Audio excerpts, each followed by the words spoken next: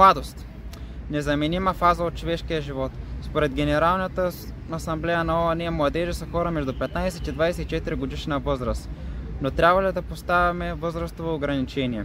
Истината е, че човек е млад, докато има силно чувство за вяра, съкровени желания и идеали и силно вярва в тях и не си поставя ограничения заради други хора и обстоятелства. Младите все още не напълно зрели хора са готови на рискове, дори на по-сериозни такива, в името на това да постигнат това, за което се борят, защото далеч не са обременени така, както по-зрелите личности. Един изключителен български герой, за когото е посветен филмът, останал завинаги на млада възраст, силно е отстоял своите цели, идеали и желания за промяна и свобода, и темата за младостта силно се откроява в неговото творчество.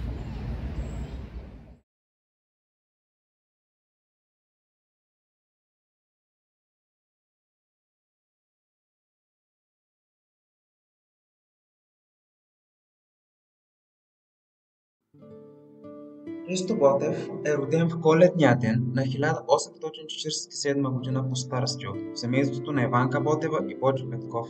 Убит е на връх Околчица на 20 май 1876 година, 2 юни по наш стил. Запомнен е най-вече като един от най-изключителните борци за свободата на българския народ от османско владичество, но освен като борец, той е забележителен и с поезията си.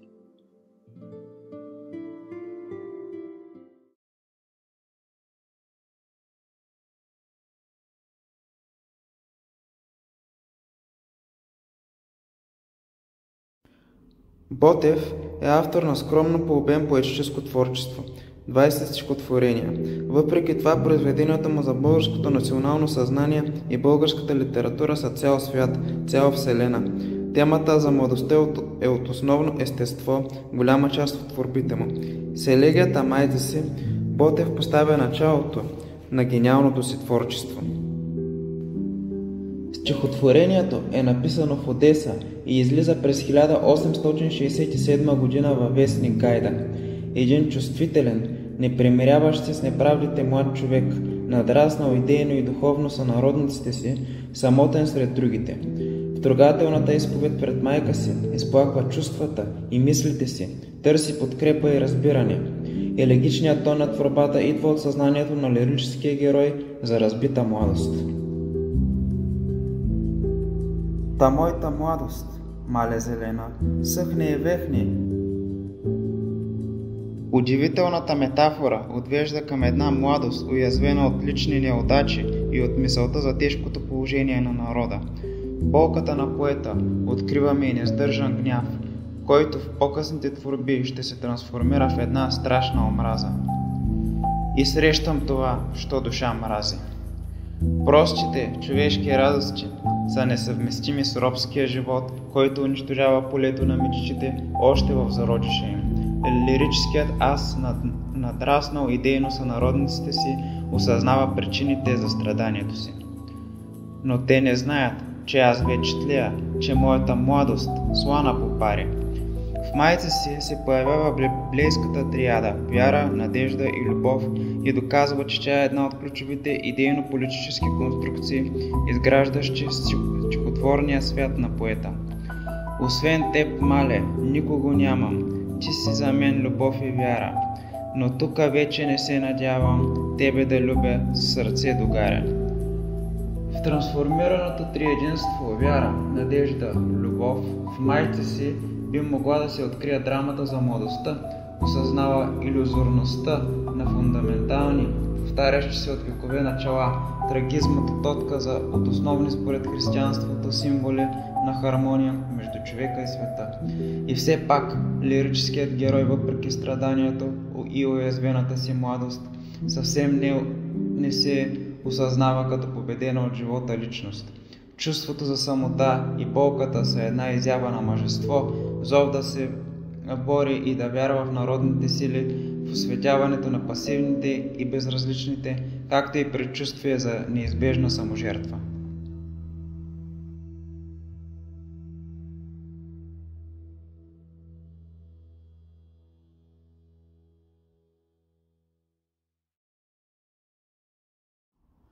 В 60-те години на 19 век са белязани с нарастване на революционно напрежение у нас.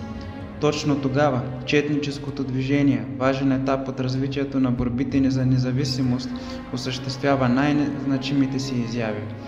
През 1868 г. самия Ботев се готви да мине Дунав с четата на Жельо войвода, за да се бие за свободата на България. Планът не се осъществява, но вълнението, което Ботев преживява, очаквайки в Браила тръгването за поробената родина, се излива в поетическото му завещание в стихотворението на прощаване. Преминаването на Дунава. Освен че е държавна граница между Османската империя и Румъния, както и географска граница между поробена България и свободната влашка земя, Дунавът е и вътрешна метафорична граница в душата на юнака между свободата и робството. Затова нейното преминаване е саможертвен акт, който се създава драматичния контраст между младост и смърт. Мисълта за смъртта проблясва за първи път тук в стиха "Аз може млад да загина", повторен в края на творбата. Трагичното предчувствие за възможната гибел е основен мотив в стихотворението.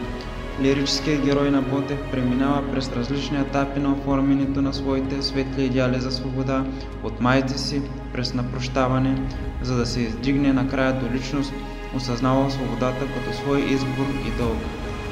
Най-силно е изведен мотива за свободата като избор и дълг в стихотворението на прощаване. Повелителните глаголи в началото на творбата "не плачи, не тъжи" към майката са израз на убеждението на героя, че е прав, че неговият избор трябва да се приеме спокойно, защото е естествен за всеки патриот. Сълзите на либито дават израз на болката. Изразът "не ме забрави" подчертава важността на личния пример. Изразява идеята за безкористния подвиг в историята. Героят се отказва от всяка материална награда, но иска възможно най-голямата духовна – безсмъртие в паметта на народа.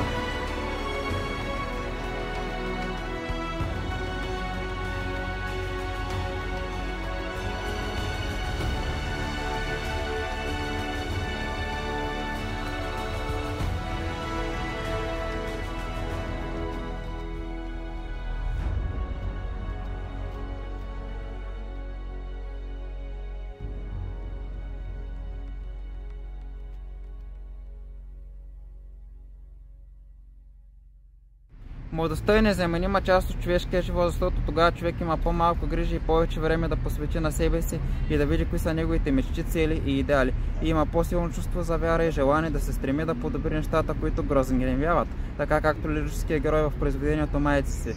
И също има повече смелост и свобода, за да прави своя избор в живота, какъвто и да е той.